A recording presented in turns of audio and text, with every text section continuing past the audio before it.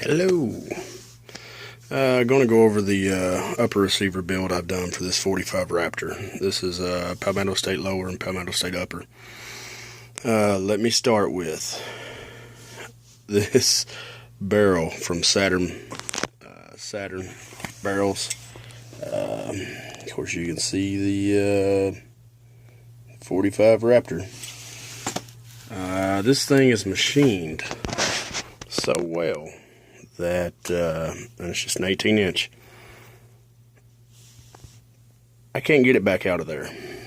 I dry fit it, and in order to dry fit it, I had to use a brush and Ballistol just to make sure it fit. There is no need to, this is strictly my opinion, no need to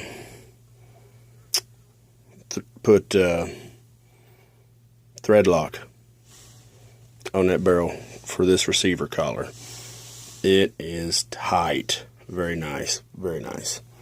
Okay, so it's just simply the upper receiver. As you can see, the magazine fits great. We'll go over that shortly. 18-inch barrel from Saturn. The muzzle brake from Medici Arms. Very nice, actually. And it comes with this little crush washer, so very smooth. You can put it where you want it. I think it has a good look. Just waiting on the Midwest Industries handguard now from Midway that has been on back order forever. I went with a Nikon P-Series scope mounts to elevate the scope just a little bit.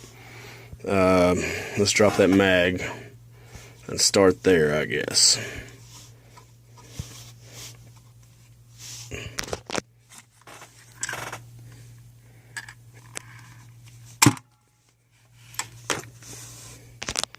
Okay, first thing you'll notice about the magazine, well, it's good and tight, can't argue with that.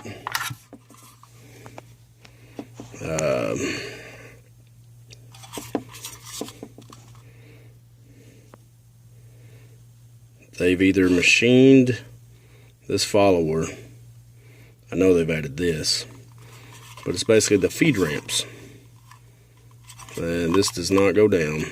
This does, however. Standard 10-round AR10 magazine. But though that and the muzzle brake came in last week. As far as the other parts, I was waiting forever for the bolt carrier group from PSA to come in, and I ordered this one literally the day before they all came in, and I was like, well, I've already spent $200 on this, actually $180. Why would I buy another one just because it's PSA?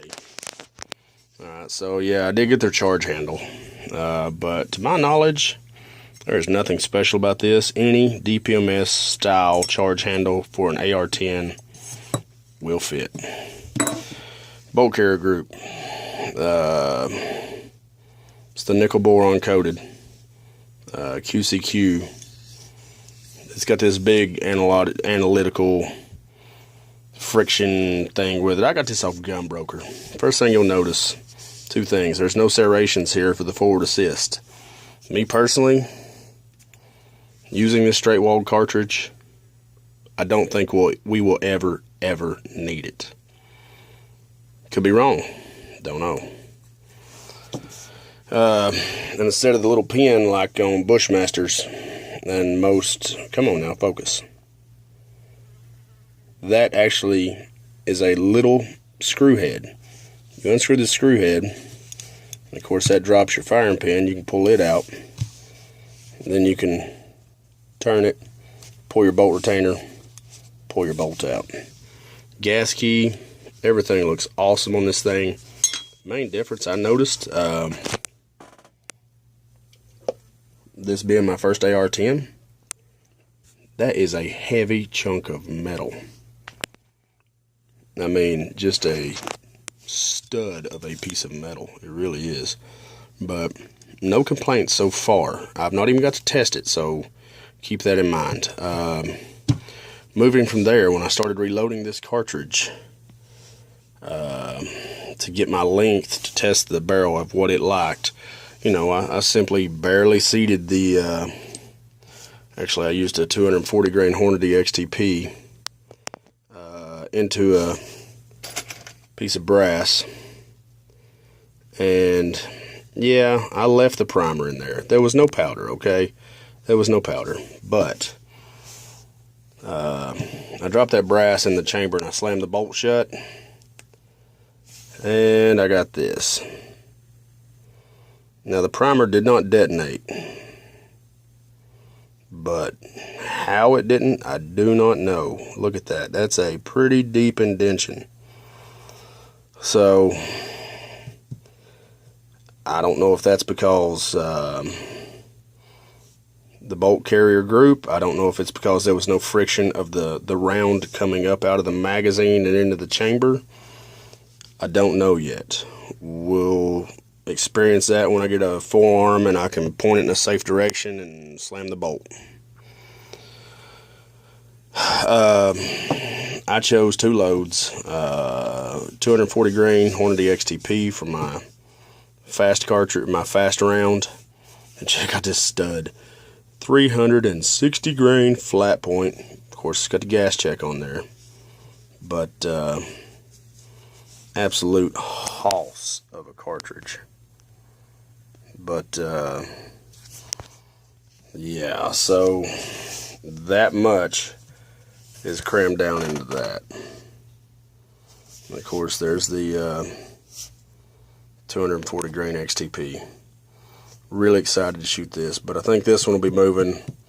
I used the load data, the Lee Modern Reloading 2nd edition. I went with H110 because I like that powder. However, one of the guys from Raptor Shooting Systems, actually, I talked to him and was very, it's informational.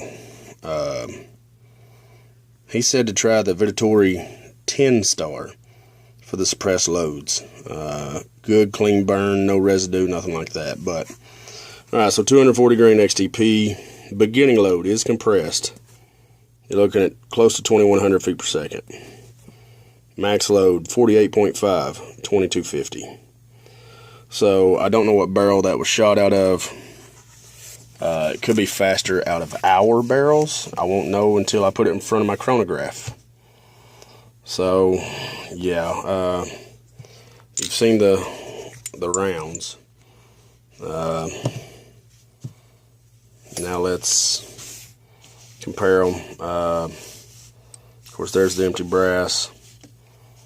45 Colt, 45 ACP.